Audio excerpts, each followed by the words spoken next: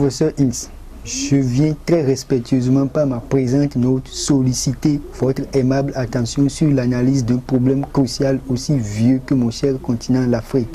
Vous allez peut-être vous demander en quoi vous auriez pu m'aider. Sans vous mentir, personne ne peut refuser de l'admettre. Le mal chez moi a fermé toutes les portes et n'a jamais cessé de torturer la pauvre population dont j'en fais partie. Le souci du développement de l'Afrique me coupe toute l'envie de continuer une vie normale. J'ai analysé le problème de loin comme de près. Le bâton magique qui changerait les choses s'il existait devrait rester enfermé dans le cœur et la tête des hommes.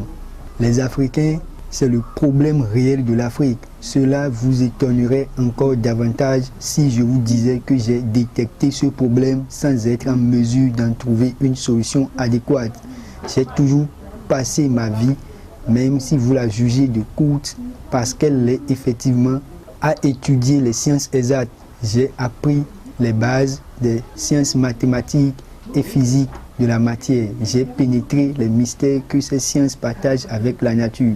Je les ai appliqués à la technique.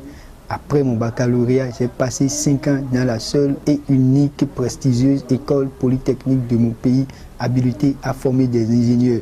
J'ai fini avec mon diplôme d'ingénieur en génie électrique. Je connais avec précision presque toutes les lois rattachées à l'électricité. La seule chose qui me reste insaisissable, c'est la question des relations humaines.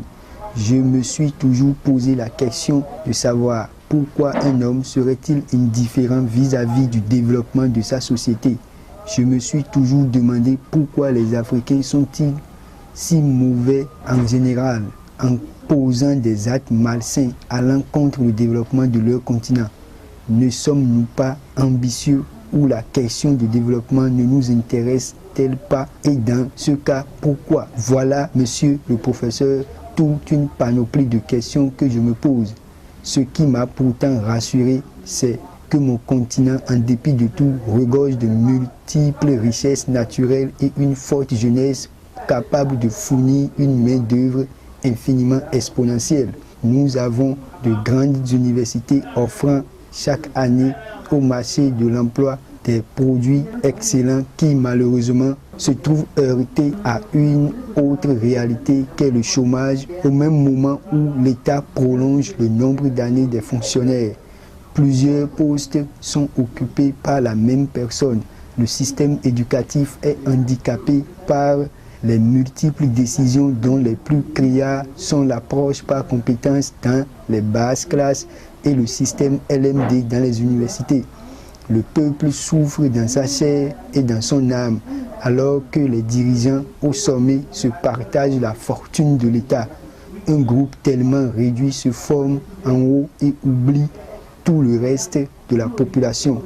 J'ai appelé cela comme de l'irresponsabilité et de l'inconscience, mais il ne fallait pas seulement trouver le mot qu'il nous faut pour apprécier le mal. Le vrai problème, c'est de nous trouver une porte de sortie. Évidemment, nous devons chercher à attaquer le problème par la tête et le solutionner plutôt que l'éluder. Nous avons pendant longtemps évité le problème au lieu de lui faire face. Maintenant, l'heure a sonné, plus que jamais d'avancer vers la solution.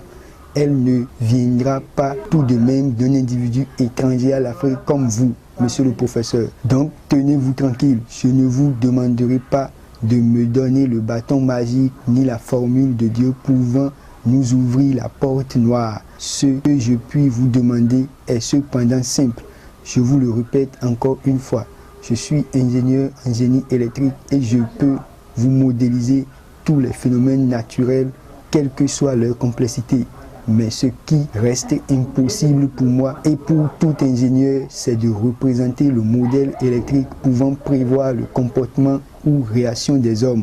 Les grands mathématiciens et physiciens depuis Pythagore, Thalès, Gauss, Fourier, Laplace, Maxwell et récemment Einstein ont pu élaborer des formules mathématiques traduisant des phénomènes physiquement observables. Certains d'eux ont pu pénétrer même au fond de l'univers et glisser des constantes cosmologiques dans leurs formules mathématiques. Mais ce qui leur est toujours échappé, comme à nous, les ingénieurs, même les plus contemporains, c'est de trouver une formule mathématique, si on le désire, comportant des constantes cosmologiques qui traduiront le comportement de la réaction des hommes.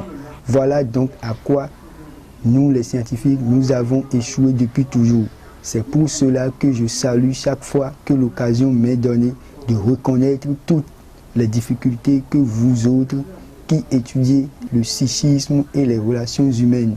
Je veux parler des psychologues, des psychanalystes, des sociologues et des psychiatres.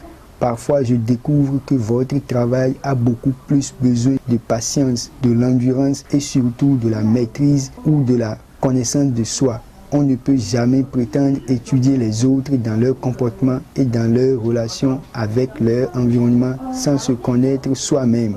Chaque individu ayant ses propres et ses caprices, c'est pour cela qu'il vous faut obligatoirement de la patience. Le spécialiste des questions de relations humaines est beaucoup plus confronté à d'énormes difficultés que celui qui se trouve quotidiennement dans les sciences abstraites, exactes ou techniques.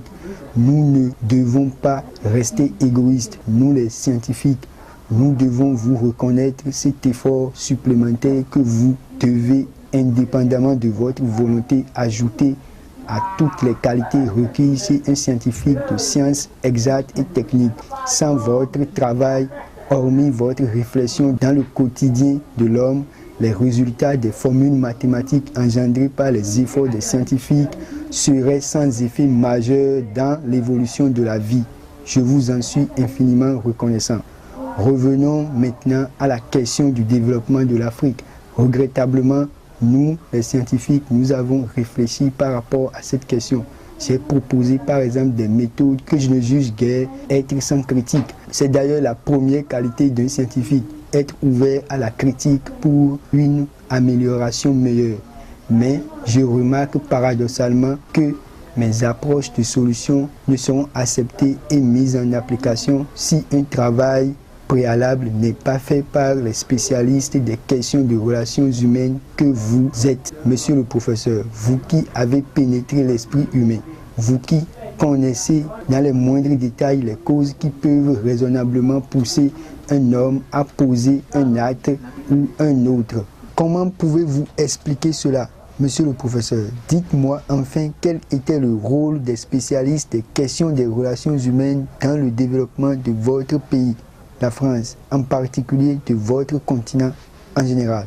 Sans doute, le mien a besoin de ces solutions pour son développement. Depuis que j'ai découvert que le problème du sous-développement de l'Afrique reste et demeure les Africains eux-mêmes, ils seront nombreux à incriminer l'Europe et l'Amérique. Mais la franche regrettable vérité, c'est que ces deux puissances ne peuvent pas nuire à l'Afrique si elle-même ne l'a pas voulu.